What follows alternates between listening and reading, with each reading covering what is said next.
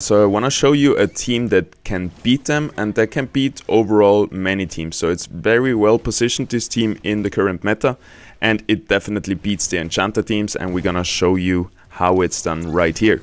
Shout out to ScrubberUpDad who reminded me of this team. Basically it's Toxic, Colossus, Mud, Predator, Berserker, but we're playing more around the Predator part of it than the Berserker part, because the Predator, the Gorilla, is able to assassinate the Ranger, which takes out all the late game damage of those Enchanters.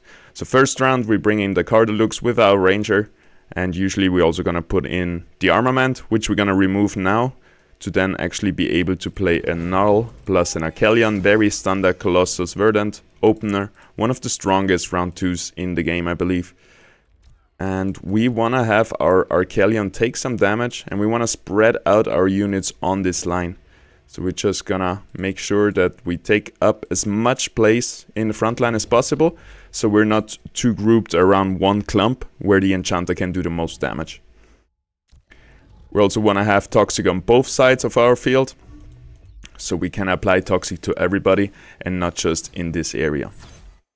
Considering his positioning, it would have been better if we went to the left side, but you never know. It's kind of a coin flip, right? I think we could have maybe predicted it, but it is what it is. Our Colossus, our Cardalux is still pretty healthy, and he's gonna get healed by the Archelon, who is hyperactive. Same with the Cardalux. And this is one of the main points why this team counters the Enchanters so much, because we have nature-dominant units in this team, and the Enchanters are all around playing water and air, which is both countered by nature.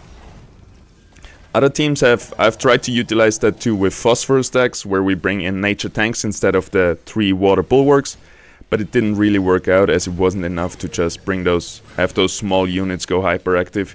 Didn't make a big difference, and it also didn't matter that the enemy wasn't able to go hyperactive.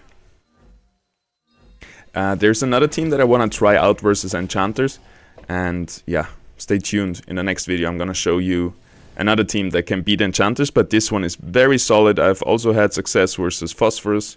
If you know how to play the Phosphorus matchup, this can also win. So yeah, this deck beats a lot of the current meta, and it's overall just a standard strong deck, I believe. Round 1 and 2 is very smooth. Round 3 feels a little bit scuffed, because with Riptorus we cannot bring in anything else, so we cannot bring in Riptorus. So we have the option between our 3 guys right here, our 3 monkeys, and usually I want to bring in Gorilla and the monk here. But versus them it might actually be better to bring in the Apon instead of the monk here, but we're gonna go with this for now, because I had some great success on it. What you want to do as Enchanter, constantly reposition your Ranger. Goes left, right, middle, everywhere, because if I do this now, it wouldn't hit. I want to bring out Berserkers in the backline so they're not focused right away.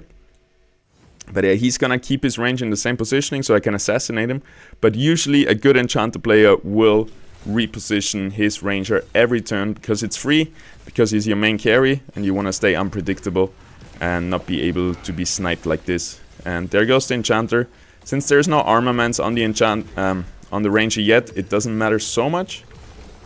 But yeah, it will matter more and more, and even now it matters, because it's still a fair amount of damage that the Ranger can deal out. You can see we have the sustain, we have the tankiness, so mainly Colossus is here to counter the Enchanter damage, because we have a lot of HP with Colossus. We also have a lot of energy and physical resistance, which doesn't matter so much, since the Enchanters do pure damage, which just goes through the resistances. But it helps versus the Ranger damage, and the main point here is the max health. Just giving us a bigger health pool to work with, not being one-shotted by the Enchanter damage, like it so often happens to the small bulwark units. Nobody needs Bloom.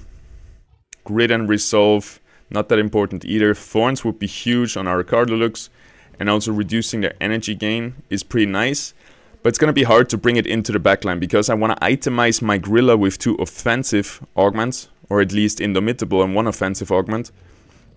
So we cannot put it on him. So we're gonna go for the Thorns, and I hope he's gonna prioritize this and not realize that we actually want the Thorns. He's actually going for the grid and physical resistance. Not sure why he did that. Maybe he thought I would go for that to increase my damage. But our main damage is not really countered by grit and physical resistance. So now we're gonna bring... excuse me. Now we're gonna bring in the third toxic, which also allows us to rebond our ranger later on to be a mud predator right here. Because basically all we need is 2 toxics anyway. But we don't have the money for that yet. We still wanna bring some units onto our board. Now we have 25 mastery points left over. And we can either bring in an augment or we just save it for next round. Which is what I'm gonna do here. We're in no big hurry. I'm gonna try to spread out the units even more. So instead of they clumping up around my Cardalux right here, they're gonna... like some are gonna go to the Cardalux and some are gonna go to our Apon right here. Probably those two are both gonna go to the Apon, so let's get him back a little bit. I would like the Cuculus to go to the Apon and the Atlas to go to the Cardalux. Positioning wise, can't really reposition this. Berserker in the backline. Alrighty. We're looking good. So now we see the Ranger move to the left side. Good move by him. He still doesn't have armor. Ah, yes. It's the 70 cost Water Gauntlet. So he's gonna be able to do a lot of damage already. But our Gorilla will jump over there. Oh, he got stunned just in a moment when he wanted to jump. But usually he would jump onto the Ranger because the Ranger is the one with the lowest physical resistance. And that means Gorilla will jump on him. So if you want to counter this team that I'm using to counter the Enchanters, if you're an Enchanter player, make sure to put the armor on the Ranger, which gives her a lot of physical resistance. And then the Gorilla won't jump the Ranger. And basically it's going to be way harder for me to win this matchup. It's still going to be hard because our first jump got denied, but our main units are really healthy and we're really tanky. We're going to see with the next Ranger cast, he's going to be able to maybe kill off a lot of our units. No, it's fine. We got the Colossus, we got the resistances, and the overtime will do the damage for us. And there you go. We finished, and usually this goes a little bit longer. Obviously, this is a silver player, so we had a little bit of an easier matchup. But I've tried this versus high-ranked player as well. It works as well. So what you want to do in the next step is itemize your Gorilla with 6 seconds Indomitable, and usually pure damage or some legendary augment that gives you extra damage.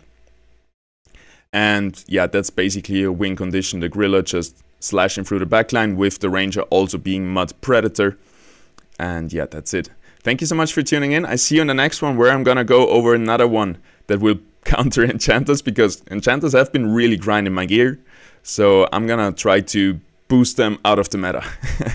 Have a good one. Peace out.